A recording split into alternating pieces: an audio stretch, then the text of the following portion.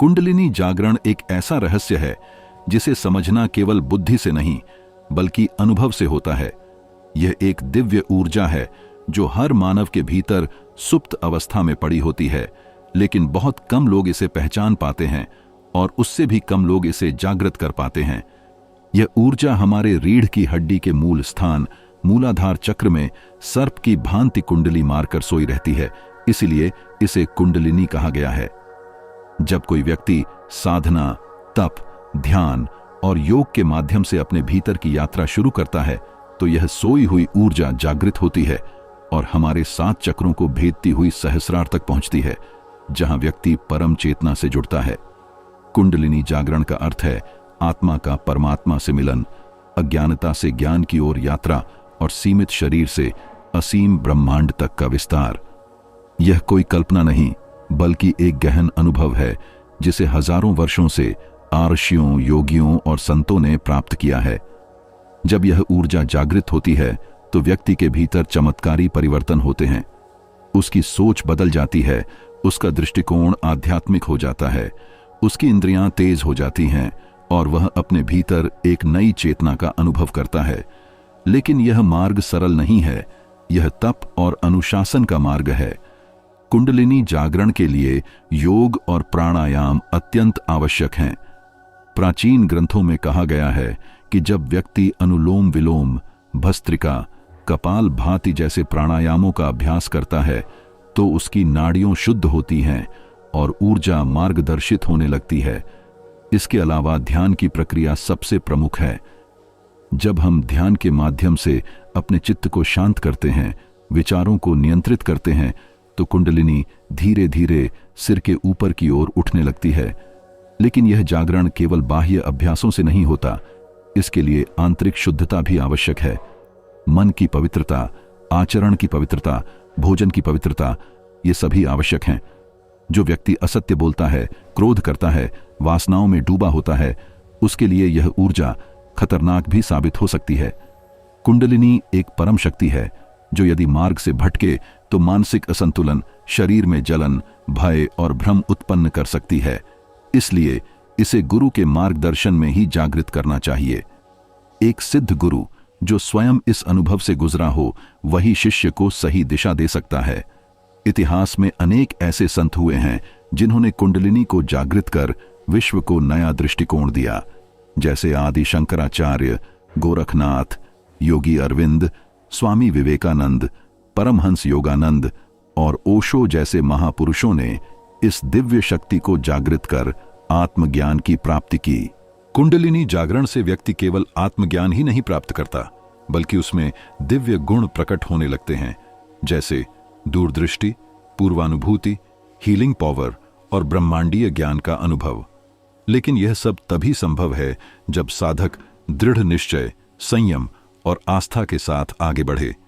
कई लोग कुंडलिनी को केवल एक शक्ति समझते हैं, लेकिन वास्तव में यह चेतना का द्वार है।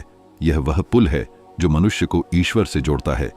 जैसे जैसे यह शक्ति ऊपर चढ़ती है, व्यक्ति के भीतर 7 चक्र सक्रिय होते हैं: मूलाधार, स्वादिष्ठान, मणिपुर, अनाहत, विशुद्ध, आज्ञा और सहस्रार। हर चक्र एक नए अनुभव, एक नई शक्ति और एक नई समझ को जन्म देता है।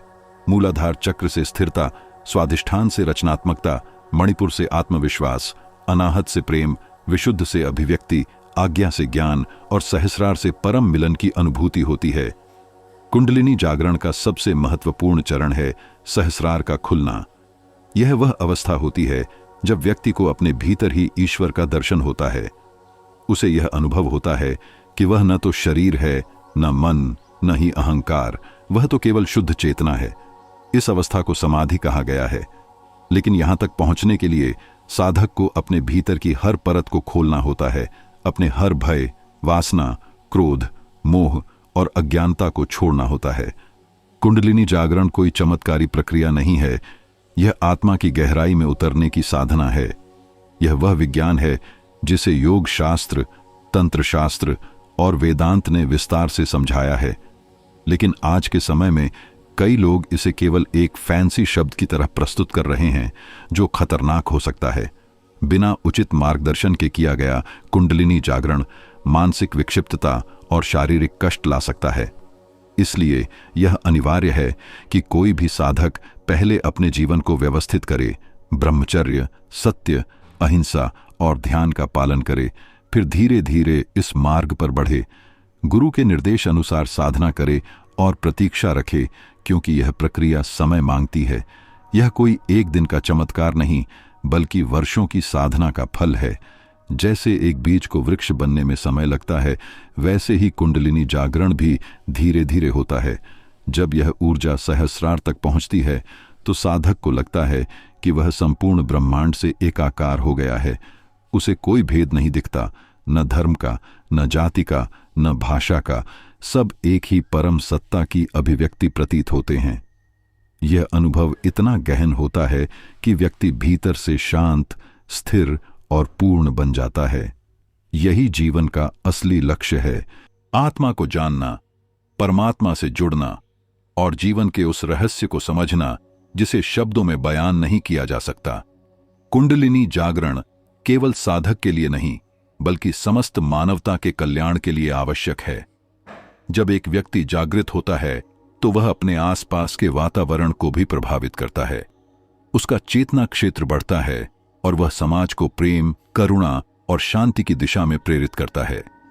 इसीलिए प्राचीन भारत में ऋषि मुनि एकांत में तप करते थे, ताकि उनका जागरण संपूर्ण समाज को नई दिशा दे सके।